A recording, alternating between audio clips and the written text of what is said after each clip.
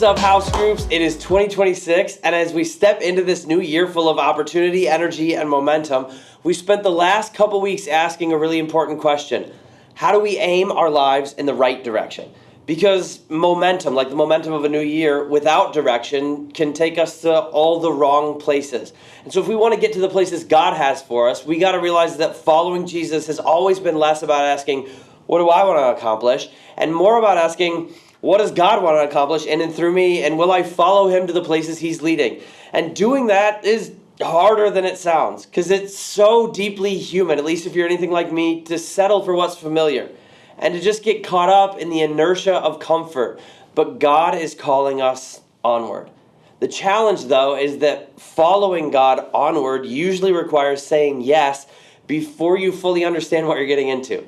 When you say yes to Jesus, you don't always know where you're going. You just know who you're following. And sometimes he leads us to places that are more meaningful than we ever imagined. Other times he leads us to places more difficult than we expected. But following Jesus means trusting him with our past, our present, and our future because he's trustworthy. And when we do that, when we decide that's how I'm going to live my life, he works in and through our lives to make an impact. Even those of us who deep down think, I don't think God can use me to make an impact. Like, how could he work through me? We're wrong when we think that. God has always moved his mission forward in the world, not through the most impressive or capable people, but through the most willing ones, the ones who are simply willing to say yes. But saying and meaning yes to his call is challenging. There are other ways we're tempted to respond. On Sunday, we talked about these three big categories of response from the Bible. And the first one is resistance. That's where God tugs at our hearts and we say, not me. And this is probably the most common human response. Resistance says, Lord, I don't want that assignment. Like, I had other plans for my own life. And I think so many of us know what it feels like to say that or think that, to experience these moments where God nudges us to act, give, speak, or serve, and we hesitate. We just talk ourselves out of it. And I wish I didn't know what that was like, but I do. I've done it way too many times. And the second sort of category of biblical responses to God's call is insecurity. This is where God gives us an assignment and we say, who, me? What? I can't do that. Who am I to do that?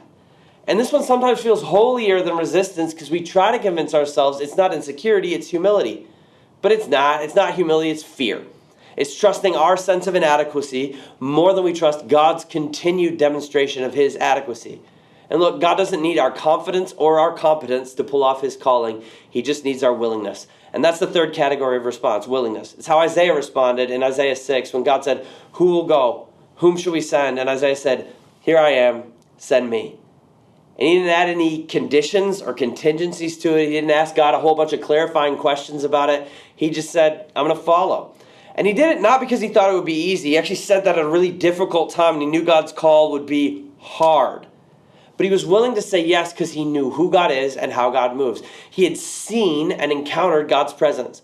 Like God was on the throne, and Isaiah looked at God on the throne right after Uzziah had died, and he realized, oh man, kings come and go, empires fade, God remains. And he's so powerful and he's so holy that I don't have to be afraid of where he's leading me. And also Isaiah experienced God's grace. Like God's holiness crashed into his brokenness, and he was worried that he was just going to die because of that. But God didn't respond with fury, he responded with forgiveness. And Isaiah realized, if I step in, as I step into the call of God, grace goes first. Look, God didn't ask me to go because I'm perfect. And God's not asking us to go because we're perfect either. You guys, God doesn't send the flawless, he sends the forgiven. Because messed up yet forgiven people like you and me have the stories of grace that our hurting world desperately needs to hear. And so you're not too broken to make a difference. You are too forgiven and loved not to make a difference. And here's the deal. In the year ahead, God has things he wants to accomplish in and through your life and in and through our church. He is calling. So how will you respond? With resistance, with insecurity, or with willingness? Are you going to say, not me, who me, or here I am, Lord, send me?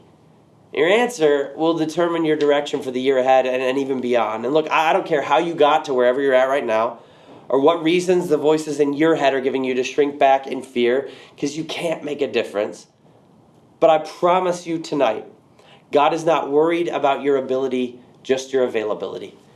And he's not just sending us, he's going with us. And so if we will cultivate a spirit of willingness in 2026, then at the end of the day, we're going to get an amazing front row seat to what He wants to do in and through us in the year ahead. And I think, man, that sort of a front row seat is worth saying yes to.